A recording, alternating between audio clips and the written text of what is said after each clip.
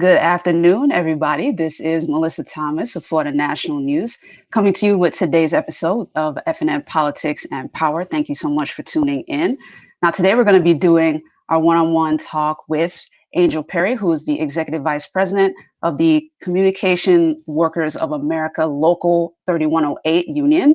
She's going to provide a very unique perspective for us here at FNN Politics and Power, and we'll get into the nitty-gritty of all the current topics of the day, not only the George Floyd protests and what the impact has been on those, but also the US Supreme Court decision that came down yesterday regarding LGBTQ plus employees and more. So stay tuned. We've got a great conversation coming up for you guys today. Now, for those of you who may not know who she is, here's a little bit of info about her, just a quick bio for you guys. She hails from Brooklyn. Shout out to Brooklyn. I'm from there as well. Not born there, but lived there. I was raised there.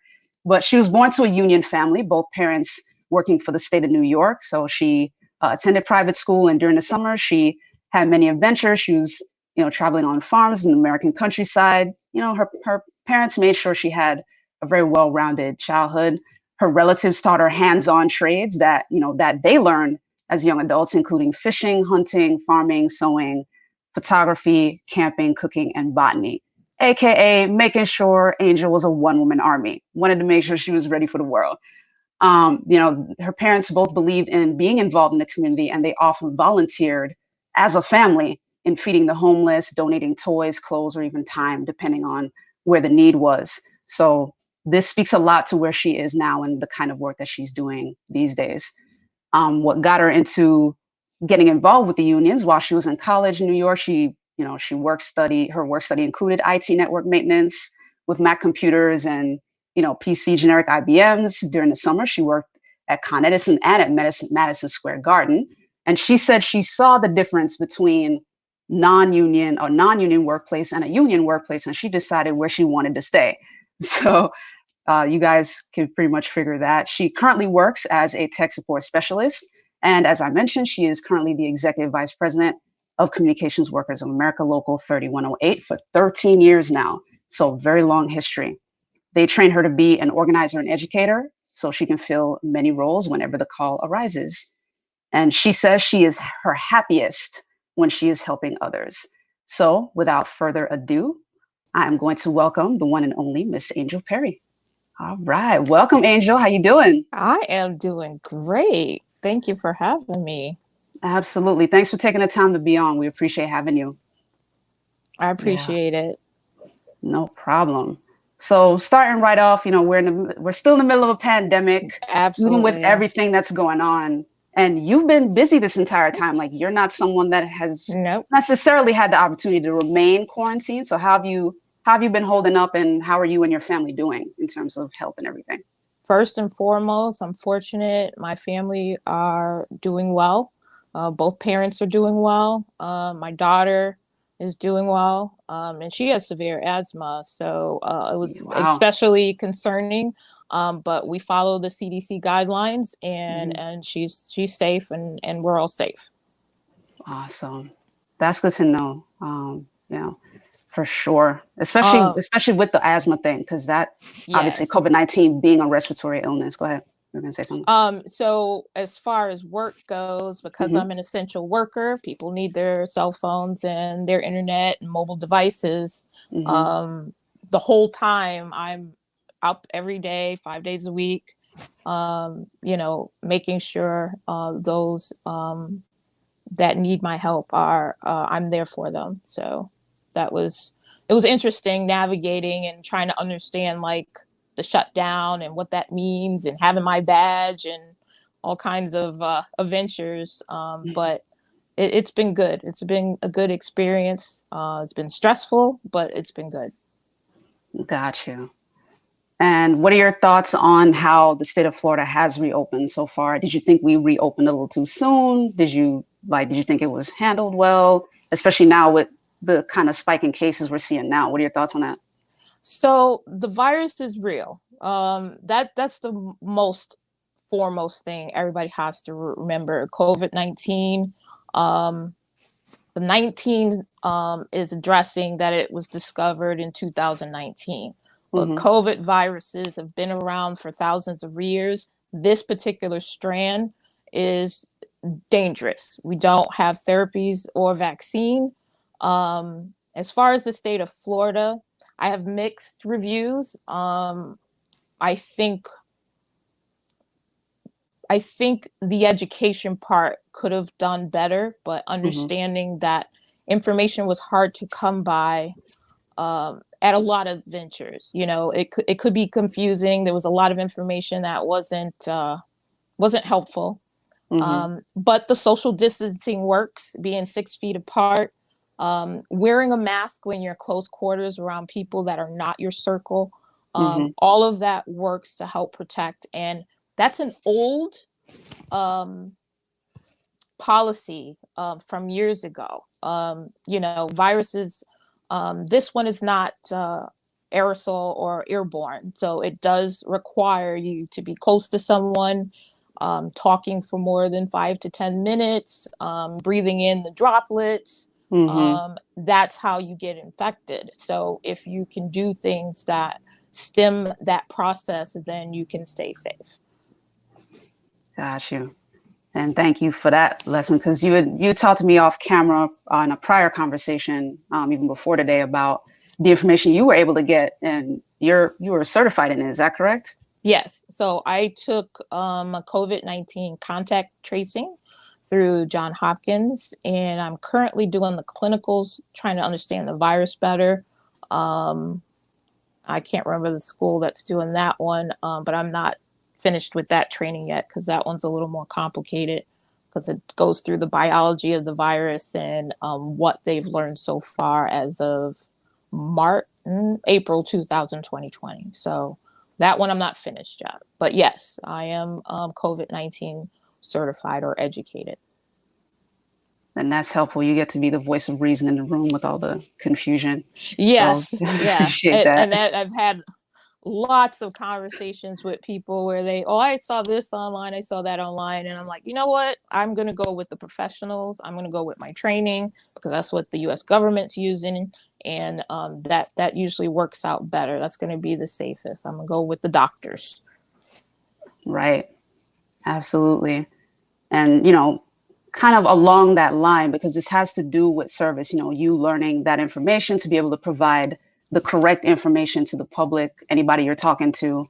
Like, Right. as I mentioned in the bio, like, you're no stranger to activism or community service. Kind of talk Correct. about that history of serving alongside your family and how that shaped you into the person you are today. So my first experiences were part of my dad's career with New York State was he worked in the homeless shelters. Mm-hmm. So I got to learn very little as a little girl, that not everybody had a home. And it was a strange concept at first, because I was too little to like really understand social structures or Mm-hmm. finances or anything. But he treated people with such respect, no matter what level or what part of the shelter system they were in, whether they were a client, Mm-hmm. whether they were the custodian, whether they were, a manager. So I got to see firsthand, you know, treating people with respect, understanding not everybody has the same opportunities. At the same time, my mom worked at the Department of Aging. So I also got to learn when I would visit her work about Alzheimer's, dementia. And there Mm-hmm. was a whole lot of things with that.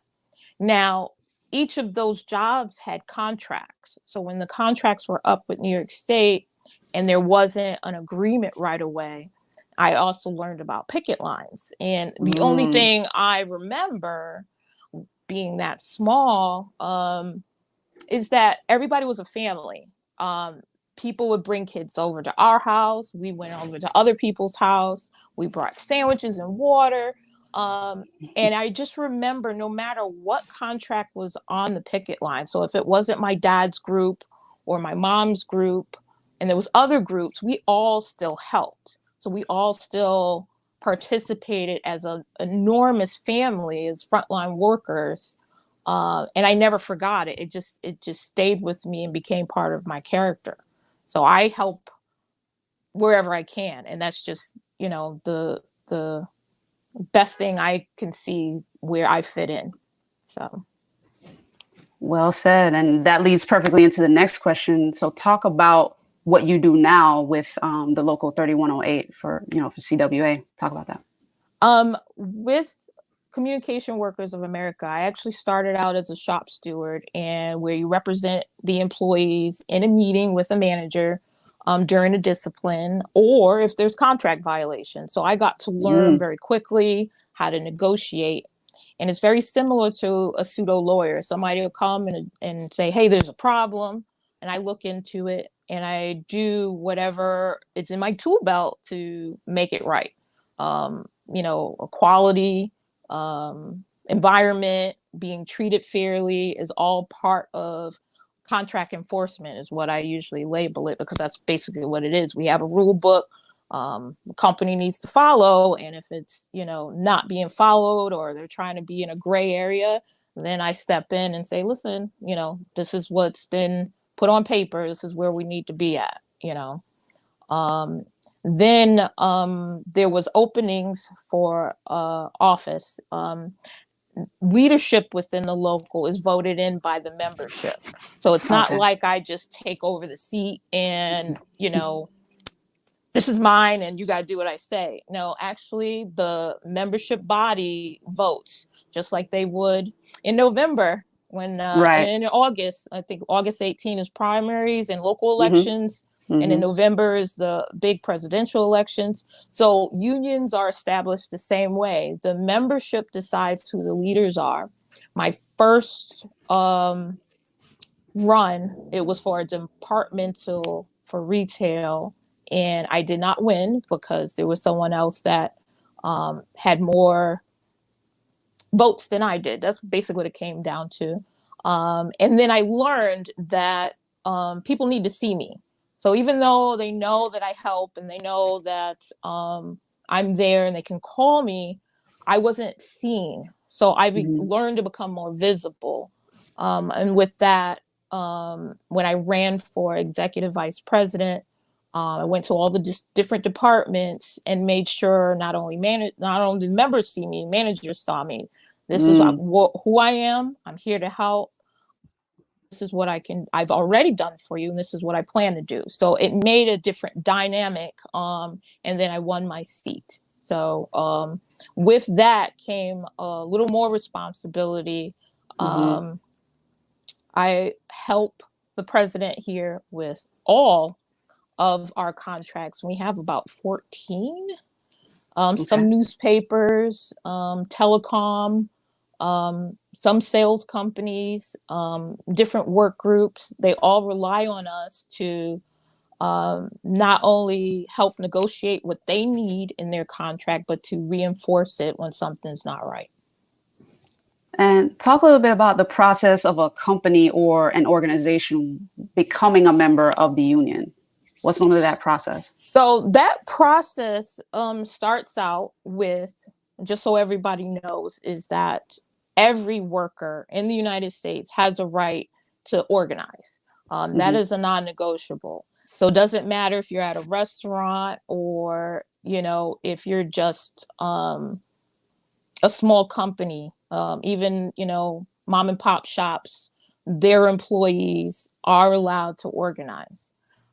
What that looks like is the employees would want to decide, okay, we need to be able to sit at the table with owners and or company heads on how our work environment is going to progress going forward. It's just to say at the table, because if you're not at the table, you're on the menu. So people don't realize that they have a right to have a say where they work. A lot of argument goes into, well, you just find somewhere else to work. What happens when you run out of places to go to? At some point, you have to stand up for yourself. So what'll happen is a work group will reach out to us or any union, depending on the trade. And then we get to go through what that company does. Okay, what are their finances? Are they really paying fairly? Is there any greed involved? Is any discrimination involved? We do help with a lot of those things. There is a union right now helping with workers out in the airport. So they haven't completely organized as of yet, but they did, say, hey, we do want to organize. So that's a good first step. So when you reach out to the union, we help facilitate what is the best needs, what does that look like, and then we let all the workers know, and they have to vote. So they have to vote on, as a majority, this union is who we want representing us. And then once that is submitted to the National Relations Labor Board, and certified, then we start to do negotiations with that company. Awesome. Thank you for that breakdown. That was a good educational lesson. I know. Because people don't know. For folks they need want to to learn. know. Yeah, they don't. It's hard to be in a place where you're not treated fairly. Right. It's important to know that you do have rights, and it doesn't matter where you work. You have the right to organize. You have a right to be represented. Awesome. And now we're gonna get more into that, guys, but stay tuned. We're gonna take a quick commercial break and come back and get into the George Floyd. We're gonna get into the meat of it. Stay tuned.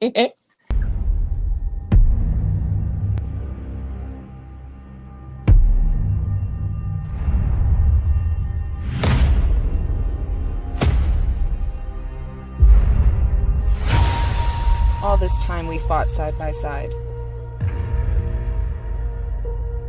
We trained together.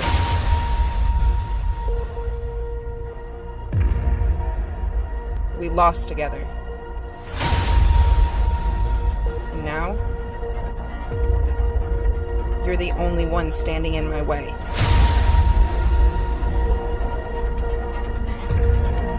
It's been a while, old friend.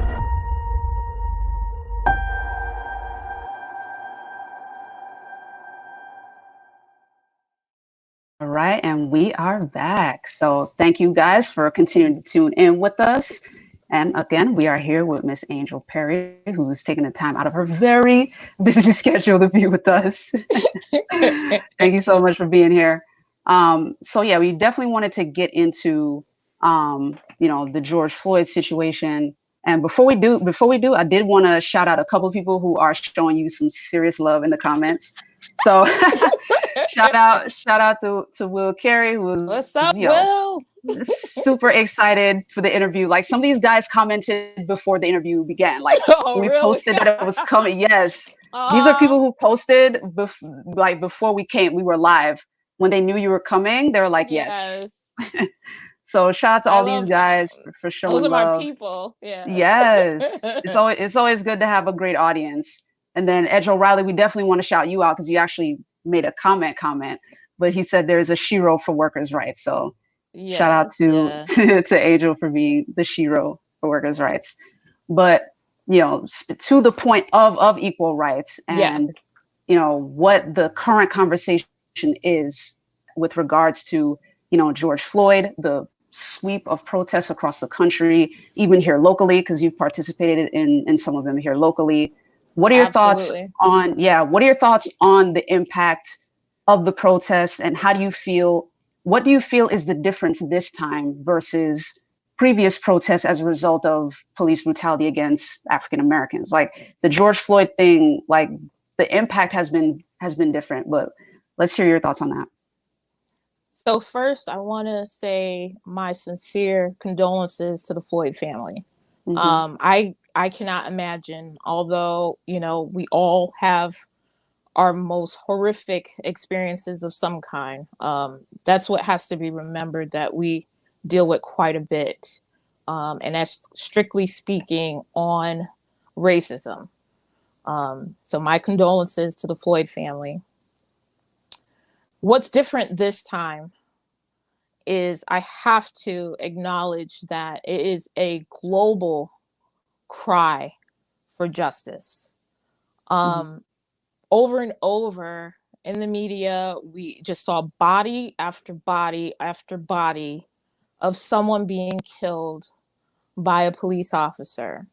We're trying to understand why there seems to be this absence of heartfelt wanting to even look into it. Like trying to find statistics on it is next to impossible.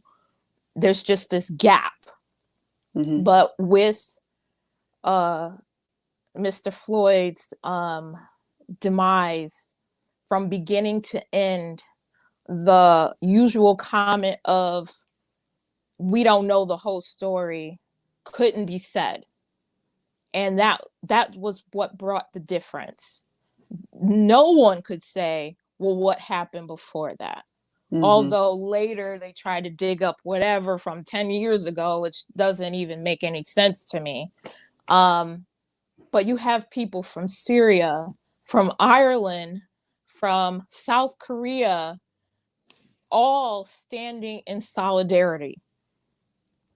You have Amish people.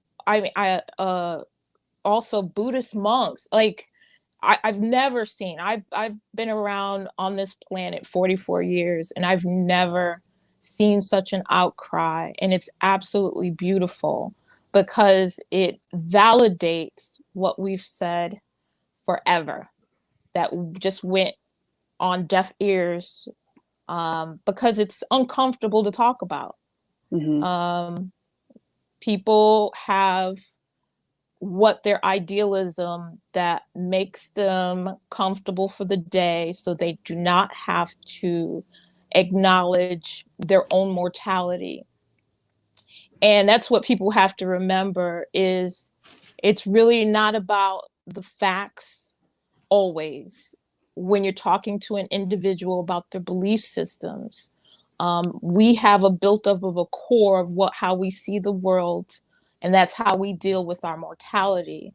So when you're talking to another person and you're trying to explain an experience, if it hits up against that wall, they can't hear you. They have to be prepared to actually listen. So there's definitely more listeners, and I appreciate all of it. We can't move forward. We can't make it better until there are a majority of listeners to actually acknowledge there's a problem. Then we can have that open discussion of what each other's experience has been, and then we can come up with solutions. Got you. And here's a question I'd like to present to you, just based on conversations I've been having with folks as well on the topic. Some might say it's unfair to demand only listening. So what are your thoughts are on kind of having that equal footing in the conversation, like not only to have folks listen to the Black experience, but also them sharing their side as well? So the listening is stage one, but that listening has to be with an open heart. Some are used to listening only to reply. What we're seeing now is people listening with their hearts, and that's what's different. So then the discussion is a genuine one, and it's very uncomfortable because, like I said, you're battling up against belief systems that help people navigate through their lives and deal with their own mortality. Thinking about death is hard. It's scary. It freaks everyone out. So we have these core systems of beliefs that help us wake up every day, enjoy what we got to do, and move on to the next day. So when you have to face up against those core beliefs, and that's what that ask is, you have to be vulnerable. And it's hard to be vulnerable, especially with strangers. Like, well, why would I allow myself to be emotionally hurt, mentally hurt, or possibly physically hurt with somebody I don't know? Why would I be open to that? But when there is a problem in society to begin with, and it affects everybody, no man's an island, We have to start there. And with discussion, with exchange of ideas, then we can make it better. And speaking of solutions, like, what are your thoughts on the prevalent cry, if you will, of defunding the police? Like, what do you feel it means? What do you feel the confusion is there? Because there is a bit of a confusion there. Like, what do you kind of unpack that for us from your perspective? So, and this is my personal view. I want to state that explicitly. I think the word defunding was meant to be hurtful. It was meant to shock and put people on notice, which I don't 100% agree with, but I understand it. So some of the cities and governments and advocacy groups that want to defund the police, there are some that want to just strip down the whole thing. Now, if you're a smaller town and you have like 10 cops, maybe that makes sense. But a city like Orlando, just flattening all the cops and starting from scratch, that's not going to be productive at all. So what I've seen so far from my reading is defunding doesn't always mean removing the entire police department. Some of it is redoing the budget. Like, I believe in New York, in the city of New York, where I'm from, they realized that the funding over the last 20 years went more and more into the police precincts with battle gear, armed cars, riot gear, all of this, millions of dollars, even drones. And a lot of cities have drones now. But then the money was taken from after school programs and books. And there has to be a balance. There shouldn't be a pipeline from school to prison. And a lot of it is structured over the years from allowing prisons to be for profit. The states don't even have control over that anymore. There's some private company that the way they have profit is to put bodies in the jail. So then policies are now geared to make arrests instead of being part of the community. So to me, defunding should mean that you're relooking at the budget. There should be a balance in communities, that you're investing in nurses being in schools instead of a police officer, if it makes sense. There's no blanket one answer. All communities are unique to themselves. And that's another thing we have to remember. There's not going to be a one answer, but there definitely needs to be a look at policies.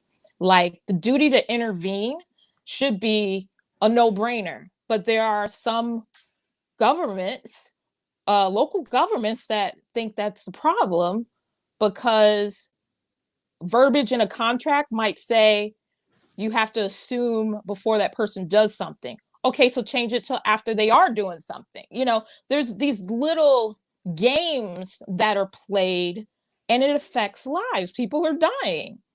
Duty to intervene should be okay. People shouldn't be getting fired.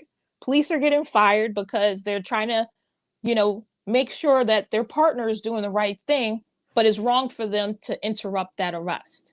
That's what people aren't understanding. It's not always that it's a bad cop. There's bad policies. That's what we need to be addressed, is if it doesn't allow a good cop to actually do a good cop thing, so, but the funding would be restructuring. It's where the money's going. If the community's all paying for the precinct and not paying for after school, for medical, for testing now, because we have COVID-19, that requires funding as well. What are we doing? We're setting up the community to fail. Drop the mic. Just want to do another quick shout out in the comments. Norva Carrington pretty much echoes what you're saying. You know what I mean? It's the reallocation of funding. She was saying, you know, we need programs for mental health, you know, youth, addiction, all of these are ills that continue to plague our communities. Norba, thank you so much for supporting all of our programming. This is somebody that's like a super commenter. Okay. She watches all of our shows. So thank you so much, Norba, for that comment. And by the way, Nora. Somebody actually shouted you out, by the way. She said, hi, sis. Oh, that's my sister. And by the way, awesome name, Melissa Washington. That's my name too. Oh. So shout yes, out to that's right. shout out to you guys. But ladies and gentlemen, stick with us. This is only the first part of the conversation. Of course, as someone who is representing a union, equality is the top of mind cause for Angel. So we're going to get into that after this next commercial break. All right. So we will be right back. And this one will be a quick one. So we'll be right back. At Taco John's, you can expect one thing so good, as in quality ingredients used in tacos and burritos made just for you. Every single bite. So good. Expect nothing less at Taco John's. Told you guys, really quick break. A good 15 seconds. That was like wipe the sweat off your face, anything. But we are back with Angel Perry, guys. Thank you so much for continuing to tune in. And yeah, we definitely want to get into, you know, your pursuit of equality on a broader scale, you know, given the work that you do in the union. And obviously I gotta get your thoughts on the most recent news that came down yesterday from the US Supreme Court, their decision to kind of amend Title VII and, you know, make the civil rights law applicable to the LGBTQ plus community. Give us your thoughts on that. So, it still has to do with workers' rights. What does an employer have to do with your personal life? Let's just start with that. Like, I go to work, I show up to work, I do my job well. You already hired me, so obviously you thought I was capable. Then you find out personal information from me that harms no one. Let's remember that. Harms no one. Why would I be then let go, discriminated against, paid less for something you found out after the fact that's none of your business to begin with? So the Supreme Court is holding up equality. We're supposed to be the land of the free and home of the brave. What does that have to do with someone's personal life? Pursuit of happiness should not interfere with anything. You know, if you're at work, you're doing your job, that should be it. Nothing should cross the line after you clock out for the day. So I applaud the Supreme Court on doing the right thing. Awesome. Thank you for that. And you know, to that point, not the LGBTQ community specifically, but the long-lasting argument about equal pay for equal work. Like, what has that experience been for you? Yes, I wanted to ask you about that.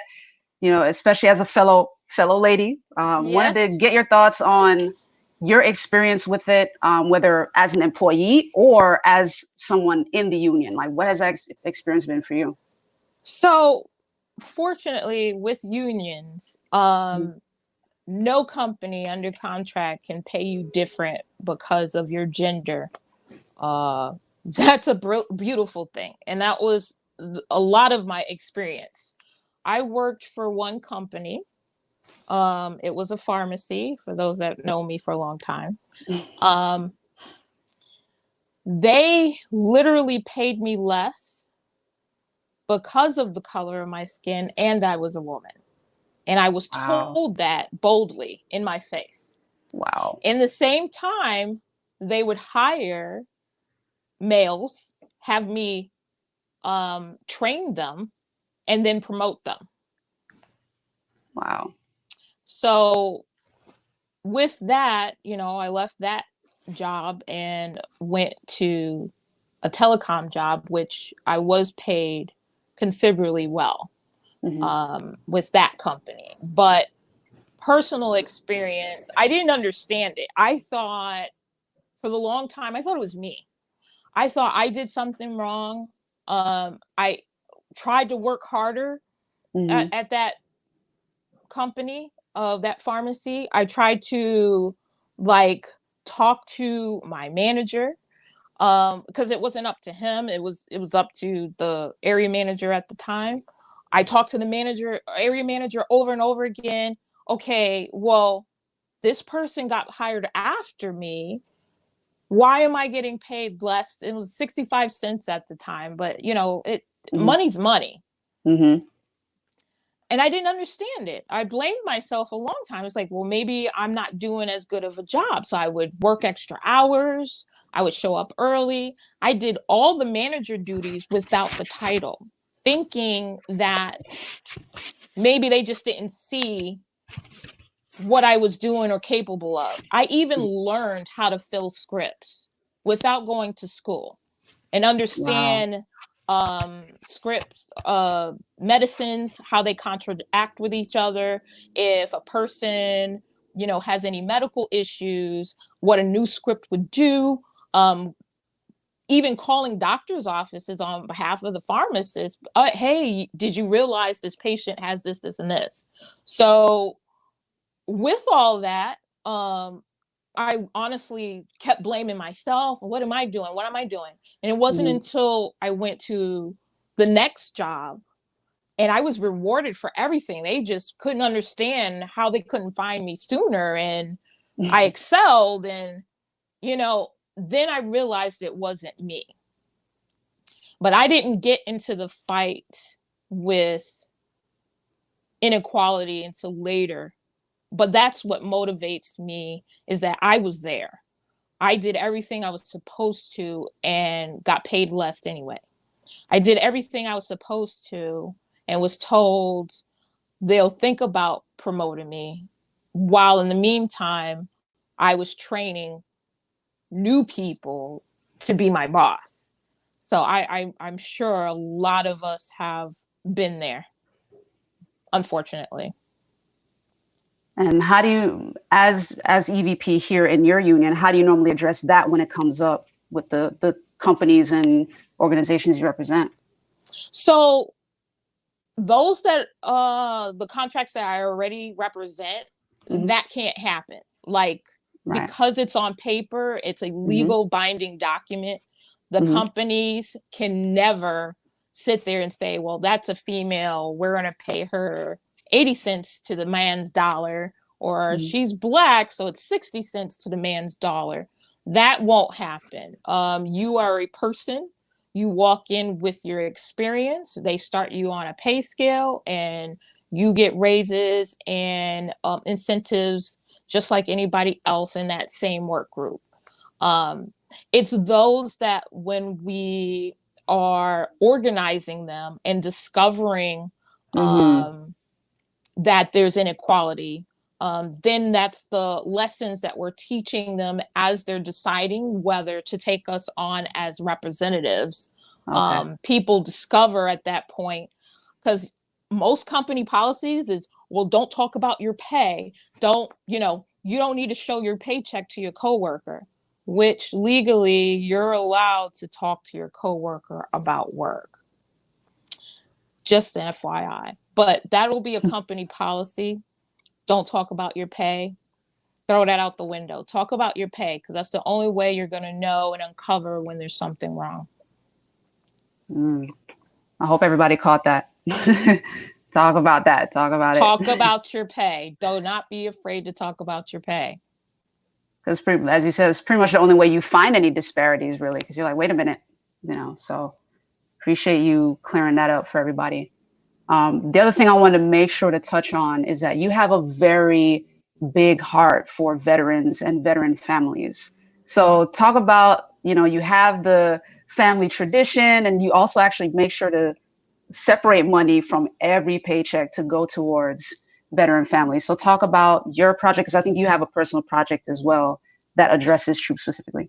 Absolutely. So my grandfather was drafted to World War II. Wow. I love that. So he inspired me, and I also have my cousins, and my sister served, the one that did a shout out. She served. So being part of a military family, we're all tight knit. Like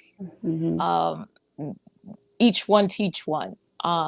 So I have the utmost respect for our military. They sacrifice so much.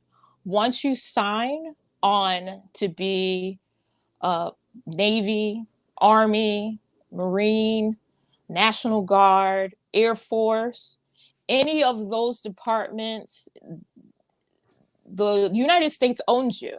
And most civilians do not realize that sometimes you don't get paid. It's not on purpose. It could be a glitch on the computer, and there's nothing you can do about it. You have to still go to work. That's the same for a lot of federal employees.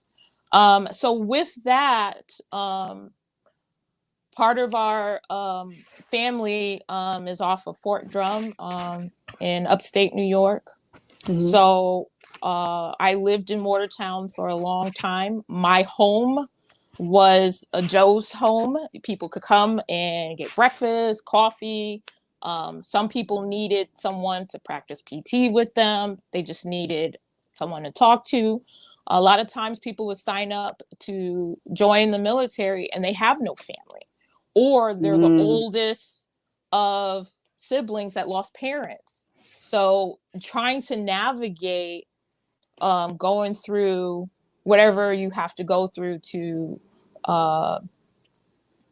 do your job, you didn't have a guide. So I was more than happy to open my home, give a meal, and that's what I did for years. So when I moved to Florida, it was kind of a culture shock, because you go from the military environment where people helped each other. It didn't matter, whose family you were from. We just kind of did whatever each other needed. It was a huge culture shock moving to Florida, because it seemed very cold to me. That was my impression. And then I learned it's a transient state. People travel, they come from everywhere. People don't trust as easy. And I get all that. But it seemed to not have the patriotism that I was used to. So it was an adjustment. But then I discovered there are people just like me here. And that became my inner circle. In 2016, out of my own pocket, I paid for what I could to put together a charity, Angels of Patriots.org. My goal is to build housing for homeless veterans, but it's been the hardest thing I've ever done in my life. So as I slowly build that charity, I spend about 500 to over 1,000 a year out of my own salary going directly to a military family's homeless shelter. That gets taken out of my paycheck every pay period. That's the only way I know that I am building towards what I want. Too many veterans are homeless. It doesn't make sense to me. You sacrifice everything, and this country has some room for improvement as dealing with our military. Nobody should be homeless. Over 40,000 any given time are on the street, women and men. And it's not just men. They need help. It makes no sense. How do you sacrifice almost everything and you have nowhere to go? So my intention is to have somewhere where every woman and man that served will have a place to stay, period. All right. And in terms of the angelsofpatriots.org, that's still active, right? People Absolutely. I got to pay my taxes. Right. Yes. It's still active. All right, guys. But yeah, the website is right below, guys. So if you're interested in supporting Angels cause, just go to angelsofpatriots.org to learn more. All right. So we're going to take one more commercial break, and we're going to get into the more constructive conversation, guys. I know we with a lot of these politics and power interviews recently have been talking about the George Floyd thing, talking about equality, but we also want to get into possible solutions or the most effective solutions. So Stay tuned. We're going to continue in a moment after this quick commercial break. At Duke Energy, we deliver electricity and so much more, like free home energy assessments, rebates for energy-saving improvements, payment options to help you better manage your budget, and even bill credits for helping the community use less energy. So no matter what you're doing, we can help you make better energy choices every day. It's just another way we bring power to your life. How much can you save? And we are back, Yes. back here with Angel Perry. Thank you again. And thank all of you out there for continuing to tune in. So Angel, yeah, let's talk about like the most effective solutions that you personally believe that people can do now to create positive change. Absolutely. So there's a lot on our plates right now. COVID, elections, police brutality. There's a long list. I've taught for a long time about civics. Voting is step one, and people don't realize that. So once you're registered to vote, you need to double check and make sure your registration is active. You need to update your address if you've moved. A lot of people forget to do that, but that's important. The next thing is simply just Google, who are my elected officials? Now, in the state of Florida, emails to all elected officials is public record. So it is important to introduce yourself. Either voice a concern, hey, this is happening in my neighborhood, or just say thank you for your hard work. But there should be a communication between you and your commissioner, your chief of police, your sheriff, your mayor, and go up the chain, House of Representative, your senator, state and federal level, even the governor's office. There is no reason why you shouldn't be in contact with them, even if it's one email or 2 emails a year. They need to know that they're either doing a great job. They need to know what the problems are. They need to know if there's something good that they're doing, if they're on the right track. Citizens need to be engaged. There are meetings, public meetings, at all levels of government that by law has to have a snippet where there's a public speaking. And that means the citizens say what they think on that subject matter. Mayor Dimmings often has it advertised, hey, we have this meeting, we have that meeting, and I'll tune in, and very rarely does anybody speak out. Now, as of late, I'm very proud of my city of Orlando. They're starting to speak up. They're realizing, wait a minute, voting is not the end all. We're starting to teach each other to be more involved. We have to be engaged. We have to be plugged in. Things just don't fix themselves. They never fixed itself. Until we voice what we need, it's not going to get fixed. It'll stay broken. So I'm very proud of all the new activists, the new people registered to vote, those that are reaching out and saying, hey, I need help, or hey, good job. Either way, positive or negative, the elected officials need to know what's going on. That's where it starts to get things, and that's positive. Being engaged, being plugged in. Nobody's going to spoon feed you the information. You have to log in. Everything's online now. That's the thing. There is no reason for you not to know. And I understand there's a lot of communities still that don't have internet. And that's one of those battles that we are fighting as communication workers of America. We do realize that there are communities that just don't have internet, but those that do, if you have an iPhone, you have whatever in your hand, you have streaming, you can find out who your public officials are. That's your responsibility as a citizen. If you're going to work, or if you don't have work, if you have internet at all, you need to know who your elected officials are, and you need to be engaged. Awesome. I'm glad you touched on the because there is a disparity in certain neighborhoods in terms of access to Absolutely, internet. I am aware.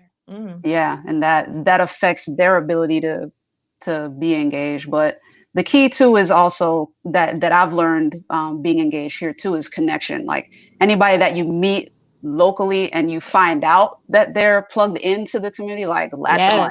Yes, yes, If you yes, have availability in your schedule, it's very yes, important to latch onto them, go where they're going, learn, meet who they're meeting, especially, absolutely. other elected officials. Then that way you get to meet them, and they Right. get to learn like, hey, and that way you can pull on them, be like, hey, my community doesn't have any, wireless Right. communication. Like, what's up with that? You know what I mean? Exactly. Exactly. Yeah. And we had Senator Bracy on here last Tuesday, and he Yeah, brought up an he's interesting point. amazing. Yeah, he brought up an interesting point to what you were saying about reaching out to your elected officials. Like you were saying once or twice a year. And one of the things I wanted to reiterated during that interview, he said was, when folks don't reach out often enough, the elected officials lose focus. And I put that in quotes because that's what he said. Like I that agree. was a powerful thing. Yes. So the key is to remain consistent Right. with communication.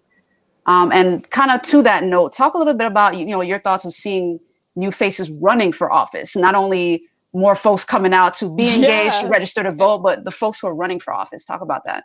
So I think it's beautiful. I've seen a lot of new faces. I'm often in events that circle around politics, and I help out where I can, which a lot of people will come to our office for education, for help with different things. And I'm excited about what I'm seeing. There's a lot of people taking the time to either help with a campaign or be to run for office, which is beautiful. It's part of the democracy process. So yeah, I'm excited about it. And for those that do reach out to me, I give them benefits of my experience, wisdom, or connect them to the people that they need to be connected to. So it's just another venue of how I can help whenever possible. So I'm excited about it. I love the new faces. Awesome. And then, just jumping into a little bit about, the most recent news that we've seen in terms of bits of change that are starting to precipitate as a result of the protests. Obviously we've heard corporations beginning to now recognize Juneteenth, which is this coming Friday. I cannot wait. Yes. So, corporations recognizing Juneteenth. People actually, I don't know if you've heard this, but there's now a prevalence in people buying or checking out books on American history, like true American history books, learning more about Black history, learning more about racism, or biographical accounts of racism, or biographical accounts of the political system. Like, what are your thoughts on the changes we have seen, the Breonna's Law, and in New York, them choosing to repeal the law that was sealing the disciplinary actions from law enforcement? What are your thoughts on the changes that you're seeing so far? I think it's a good running start, honestly. This is the fastest I've seen things move. Different local governments all over the country are reevaluating. They're all taking a moment and saying, wait a minute, maybe there's something to this. That's beautiful. We need to keep the pressure on by staying engaged, staying involved with our public officials. The simplicity of just asking, and I have to reiterate, duty to intervene and no chokeholds.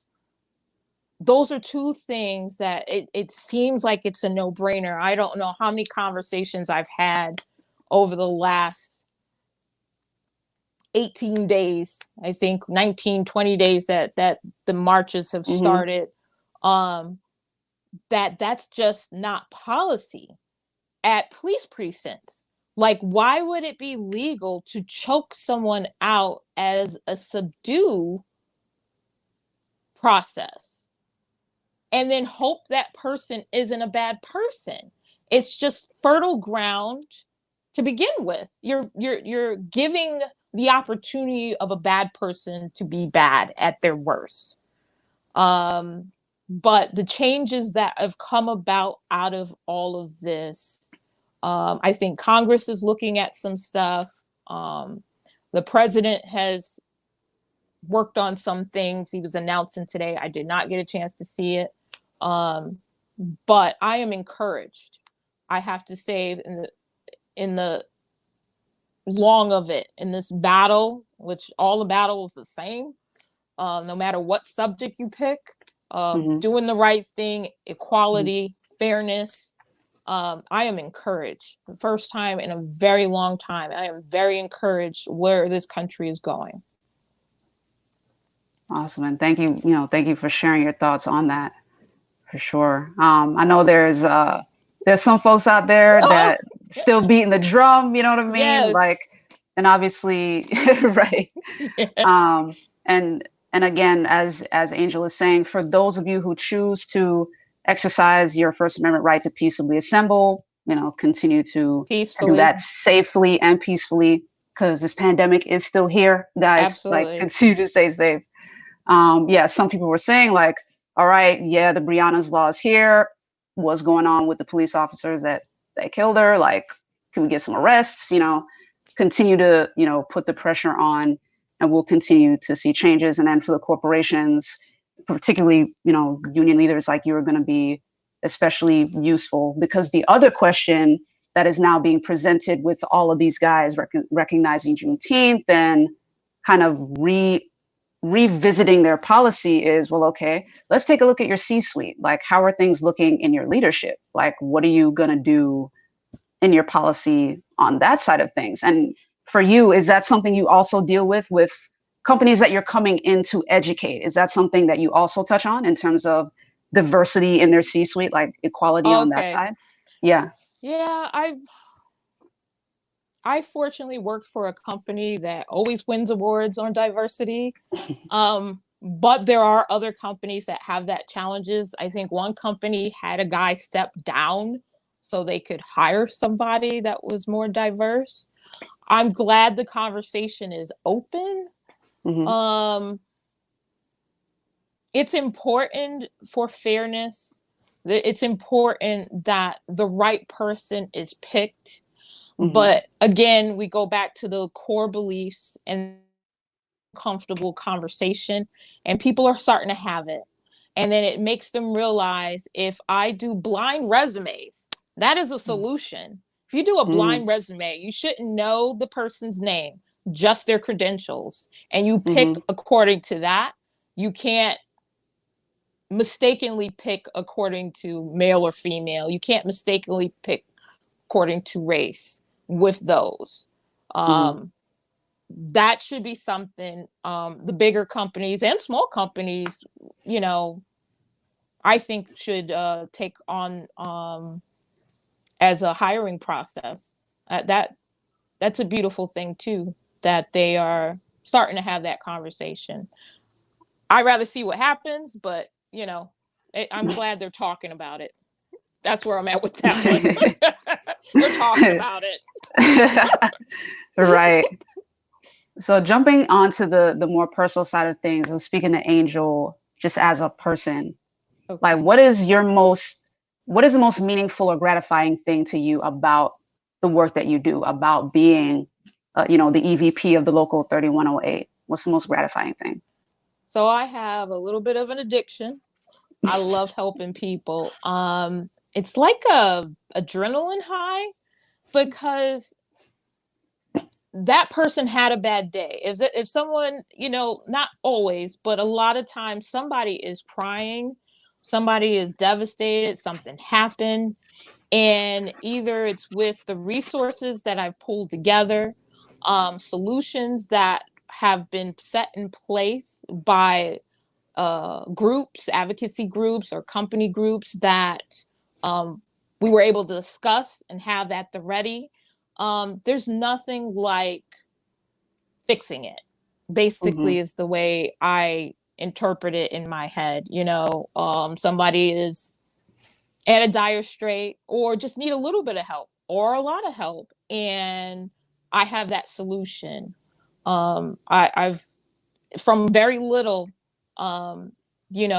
making people happy or helping them to be happy or putting them on a path to a positive outcome, is just precious to me. People, I love people. Mhm. Humans are very fascinating things, as if I'm not human. I know how that sounds, but I'm okay with it. But I'm so fascinated. I value each person that I come across because there's always something I can learn from them.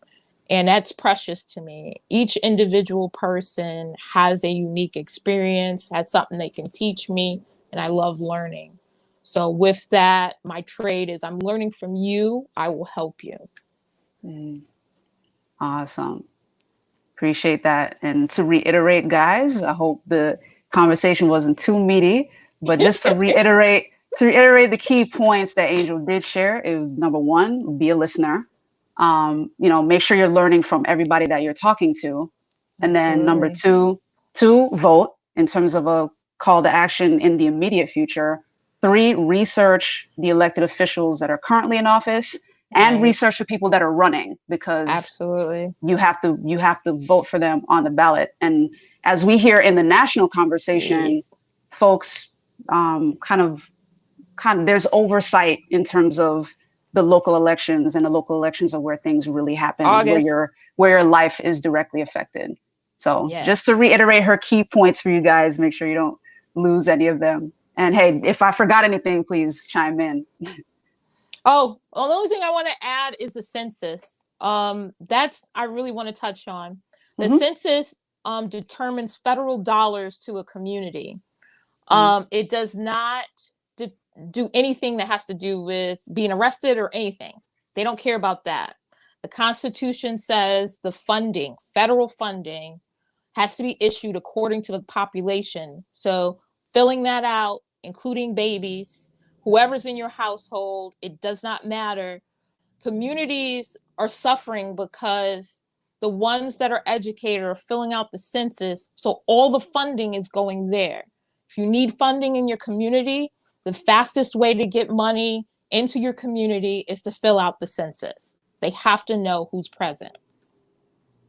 Got you. Oh, she's like, got it. And that's census.org. Is that the website for it? Yes. Or gov. .gov. Okay. Yeah. Go to .gov. Sorry. Census.gov. Absolutely. Awesome. So yeah, thank you for your time, Angel. I appreciate you. Thank you. And good luck being out there, being the hero of workers' rights, as your friend there mentioned. You've got an awesome crowd of people supporting you. So definitely. Thank you so much. And ladies and gentlemen, no problem. And stick around. I'm gonna wrap, but then we'll definitely talk afterwards. But ladies and gentlemen, thank you guys for tuning in, and say goodbye to Angel. And so very quickly, guys, today is Tuesday, so we've got a twofer. We just wrapped up the FNN Politics and Power Series here at 1 p.m., heading to 1 to 2 p.m. And this afternoon, you will catch me, this evening, I should say, you will catch me at 5 p.m. Eastern time for the evening news rundown, where I give you your basically quick bite of the top stories for the day. And that's at 5 p.m. Eastern time. And since it is Tuesday, our lovely Jamesia Stoudemire out of Los Angeles will be here to join me for the Entertainment 4 for 4. If you haven't yet, be sure to like us on Facebook. You can find us there at Florida National News, at FNN News TV, at FNN News Live. And for our politics stuff, you can find us at FNN Politics and Power there. And be sure to subscribe on YouTube. You can find us there at Florida National News, and be sure to click the bell to get all the notifications for all of our shows, not just FNN Politics and Power, not just the evening news rundown, but all of our shows. All right. And then one last quick mention for you guys, for those of you who own businesses, you're on the rebound after the quarantine and you're on your way back. Florida National News is currently offering 20 free commercial spots. So if you want the extra attention, you guys see we run commercials on all of our programming. So we are open to running those commercials for you guys. be sure to email. The email is there on the flyer, but jennifer.rosario@floridanationalnews.com. So thank you guys for your time. As always, have a great rest of your day, and I'll be back at 5 p.m. Eastern. Take care.